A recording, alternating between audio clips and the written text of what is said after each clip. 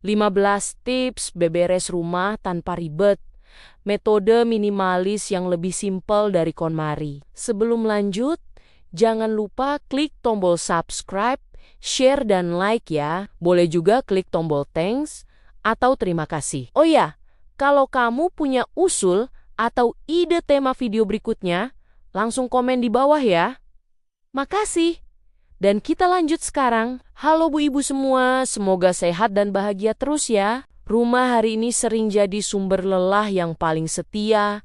Bangun pagi sudah berantakan, mau tidur masih ada yang minta dibereskan. Dan anehnya, yang disalahkan hampir selalu ibu. Padahal rumah bukan makhluk hidup.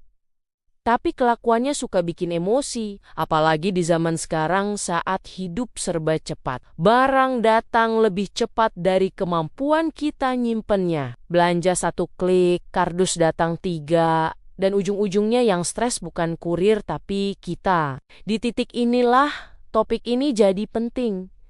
Karena kita bukan kurang rajin, kita cuman hidup di sistem yang salah, terlalu banyak barang, terlalu banyak tuntutan, terlalu sedikit ruang bernapas, dan metode beberes yang terlalu ideal sering terasa seperti lomba siapa paling kuat capek. Padahal menurut teori decision fatigue dari Roy Baumeister, semakin banyak pilihan yang harus kita ambil setiap hari, semakin cepat energi mental kita habis.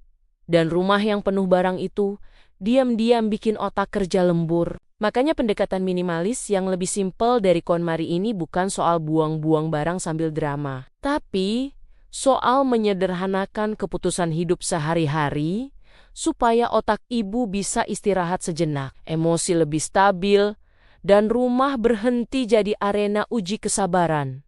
Karena tujuan akhirnya bukan rumah yang layak difoto, tapi rumah yang layak ditinggali tanpa bikin penghuninya pengen cuti dari hidup. Tips pertama itu soal berhenti pengen rumah selalu sempurna.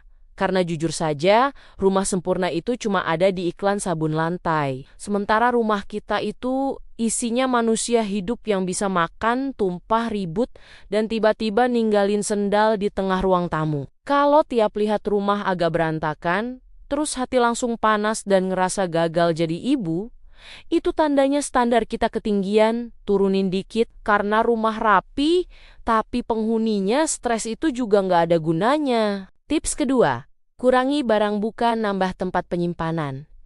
Ini jebakan emak-emak sejuta umat.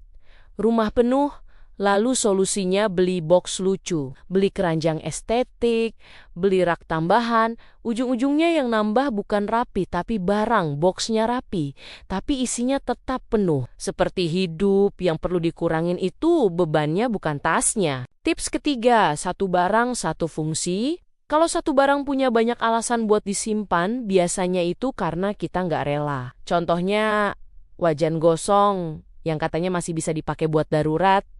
Daruratnya kapan juga nggak tahu, ujungnya cuma jadi penghuni tetap kolong kompor. Barang yang fungsinya jelas itu bikin kepala ikut lega. Tips nomor 4, jangan simpan barang karena rasa bersalah. Ini berat banget terutama buat hadiah. Ada toples dari tante yang warnanya bikin mata perih, tapi nggak enak kalau dibuang. Padahal tiap buka lemari hati ikut sesak. Rasa terima kasih itu nggak harus seumur hidup disimpan dalam bentuk barang. Cukup diingat dalam doa dan hubungan baik. Tips kelima, beberes itu soal sistem, bukan soal rajin. Karena sejujurnya, ibu yang kelihatan rajin itu biasanya sistemnya enak. Sepatu langsung punya tempat, tas langsung digantung, barang nggak muter-muter nyari rumah baru. Kalau sistemnya jelas, kita bisa kelihatan rajin tanpa harus capek. Tips keenam, kurangi dekorasi yang harus dibersihkan. Aku dulu bangga punya pajangan kecil-kecil, sampai lupa tiap bersihin perlu stamina dan niat besar. Belum lagi debu yang datang tanpa undangan. Sekarang aku pilih yang simple. 1-2 barang, tapi lega. Karena dekorasi cantik, tapi bikin capek, itu bukan estetika. Itu ujian hidup. Tips ke-7, berhenti simpan barang karena alasan mungkin suatu hari kepakai. Ini alasan klasik yang bikin rumah penuh dan hati berat. Baju yang udah sempit disimpan katanya buat motivasi diet. Padahal tiap lihat malah nambah stres. Kalau memang belum kepakai bertahun-tahun, kemungkinan besar tugasnya memang sudah selesai. Tips ke-8. Jangan bandingin rumah sendiri dengan rumah orang lain. Terutama yang kita lihat di layar, rumah orang di media sosial itu kayak foto KTP, rapi sebentar buat difoto, setelah itu balik ke dunia nyata. Bandingin rumah sendiri cuma bikin lupa bersyukur dan ngerasa kurang terus. Tips ke-9, beberes sedikit tapi rutin. 10 menit sehari itu jauh lebih manusiawi daripada 1 hari maraton sambil ngomel. 10 menit itu bisa sambil nunggu air mendidih atau sebelum rebahan. Yang penting konsisten. Karena rumah rapi itu hasil kebiasaan kecil bukan niat besar doang. Tips nomor 10, libatkan keluarga tapi turunkan ekspektasi. Kalau suami nyapu hasilnya kayak peta harta karun gak apa-apa. Kalau anak beberes tapi masih berantakan juga nggak masalah, yang penting tanggung jawabnya dibagi. Rumah itu bukan tanggung jawab satu orang doang. Tips ke-11, dapur adalah pusat emosi rumah. Dapur berantakan bikin kepala ikut riuh. Coba jujur cek alat dapur. Berapa yang dipakai rutin dan berapa yang cuma jadi koleksi. Lebih sedikit alat tapi sering dipakai. Itu jauh lebih menenangkan daripada dapur penuh tapi bikin bingung. Tips ke-12. Lemari bukan gudang emosi. Lemari penuh sering kali isinya bukan cuma baju, tapi harapan dan kenangan. Baju yang udah gak nyaman tapi disimpan karena sayang. Padahal tiap pagi bikin bingung dan bad mood. Pilih baju yang bikin enak dipakai dan enak dilihat, itu bentuk sayang ke diri sendiri. Tips ke-13, minimalis itu boleh hangat, boleh ada warna, boleh ada cerita. Jangan takut rumah kelihatan hidup. Yang penting gak berlebihan. Minimalis bukan soal kosong tapi soal cukup. Cukup buat nyaman. Cukup buat bernapas. Tips ke-14. Berhenti menyalahkan diri sendiri. Rumah berantakan bukan tanda kamu ibu gagal. Bisa jadi kamu lagi capek, lagi banyak pikiran, lagi butuh istirahat.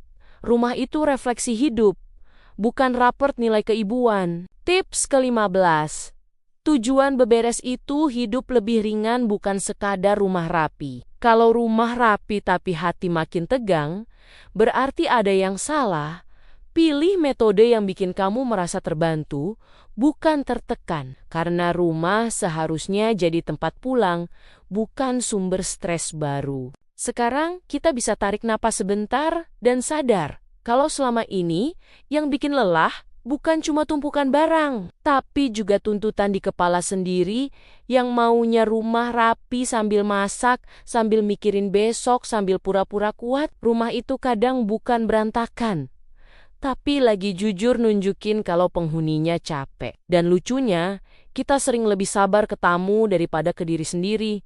Padahal yang tinggal dan berjuang tiap hari itu ya kita. Minimalis yang kita obrolin tadi sebenarnya bukan soal buang barang sebanyak-banyaknya, tapi buang beban yang gak perlu dipikul sendirian. Kalau rumah masih berantakan sedikit, ya berarti rumahnya dipakai buat hidup, bukan buat lomba. Kita ini ibu-ibu, bukan petugas inspeksi kebersihan. Dan nilai hidup kita nggak diukur dari seberapa kinclong meja dapur setiap jam. Pelan-pelan saja, satu sudut demi satu sudut, sambil hati ikut dirapikan. Boleh kok hari ini cuman kuat beberes satu laci, lalu besok lanjut lagi. Yang penting arahnya jelas dan niatnya sayang sama diri sendiri. Rumah yang hangat itu bukan yang paling kosong, tapi yang bikin penghuninya bisa senyum kecil sambil mikir, oh ternyata aku masih sanggup, dan ternyata hidup bisa dibuat terasa lebih ringan. Terima kasih sudah dengerin cerita dan curhatku hari ini. Sampai ketemu di video-video berikutnya. Tetap semangat Bu Ibu semua.